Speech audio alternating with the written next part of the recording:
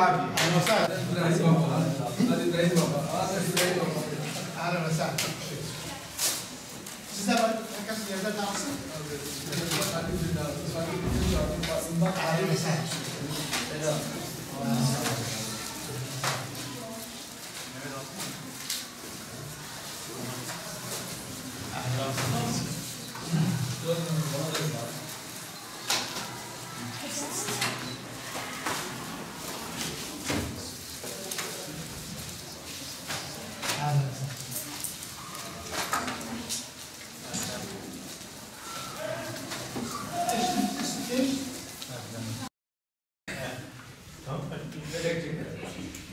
Tamam, bay bay yaşınıya bay bay. Tamam, bay bay. Selam. Koyuz, tamam. Let's down. Bu, düz.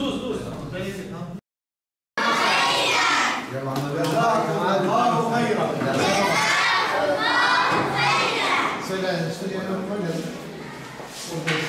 sen yapmışsın. Allah yardımcın abi, Allah yardımcın. Allah yardımcın.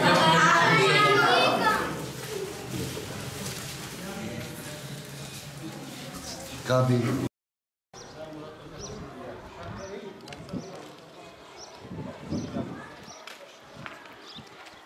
Ya İsmail. Abi. Gel açıklama yapalım. Ziyaret etmek için okula geldik. Ancak burada kendi okulunda yaptığı bir çalışma sonucu kardeş okul olarak kendisine bu Suriyeli kardeşlerimizin okulunu seçmiştir.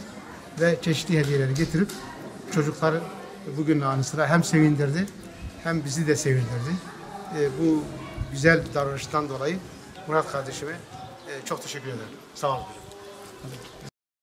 Bu kapsamda Mardin'deki Suriye Okulu'nu kardeş okulu ilan ettik ve oraya yıl boyunca gıda, kırtasiye, içecek, oyuncak ve benzeri eşya yardımlarımız oldu her ay.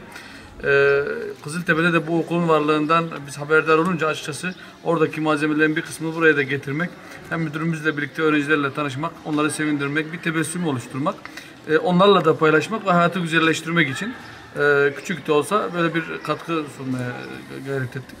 Okul yöneticilerin bu farkındalığı oluşturması ve herkesin kendi öğrencisiyle birlikte hayatı paylaşmasını sağlaması. On binlerce öğrencimiz bir anda bu farkındalığa vardırılırsa inanın buradaki insanların, Suriyeli çocukların hayatı da kolaylaşacaktır ve hiçbir ihtiyacı da kalmayacaktır. Geçmiş olsun. Bu suyu da dediğim gibi yapar mı?